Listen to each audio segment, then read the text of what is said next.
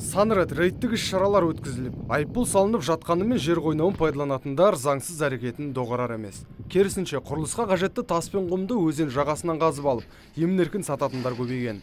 Тіпті кейбір кәсіпкерлер өзіне тиесілі жер учаскесін нысаналы мақсатында пайдаланбай, қоршаған ортаға кері әсерін тигізіп жатыр. Құзырлы органдар мұны білет тұра қатаң жаза қолдана алмайды, өйткені заң солай. Әкімдіктерге, учаскелік инспекторларға бұл орындар белгілі, алайда заңсыз қазу деректері тоқтамауда. Әкімшілік жаза шараларын көретін экология департаменті тек қана ішкі істер органдарының жолдаған істері бойынша ғана немесе арыз негізінде жұмыс жүргізеді. Өз тарапынан заңсыз өндіру деректерін анықтауға бастама танытпайды. Заңсыз жер қазып тас қиыршықтарын өндіретіндердің әрекеті облыс әкімінің де ашуына тиді. Мұндай фактілер өңірдегі кез келген аудан қалаларда бар екенін айтқан Жансейіт Түймебаев Шымкент қаласының маңында заңсыз жер қазу түнгі уақытта да жүріп жатқанын мәлімдеді. Әсіресе Сайрам ауданы Қарамұрт ауылында жағдай ушығып тұр дейді аймақ басшысы. Ақсу, Сайрамсу өзендерінің жағаларында сіздің тарапта да сау жер жоқ.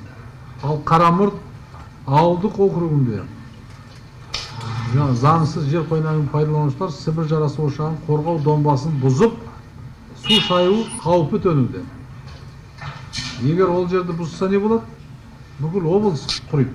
Облыс басшысының сөзін Бақтияр Мамаев та қоштап отыр. Аудан әкімі қазір Сайрамда төтенше жағдай жарияланып, арнасы бұзылған өзен жағасында қарқынды құрылыс басталғанын айтты.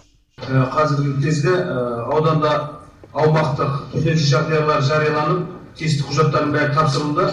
Ол жердегі жұмыстар басталды. Осы аптаның ішінде битум құю жұмыстары басталады. Қазір ол жерде 1,5 километр каналдың жағасынан астына 1,60 сантиметр тереңдікте қазып дайындап қойдық. Бетон құю жұмыстары жалпы ол жерде 3000 куб бетон құйду керек. Осы аптаға 1000 куб бетонға доғырға тұрып жұмыстар жүргізіліп жатыр.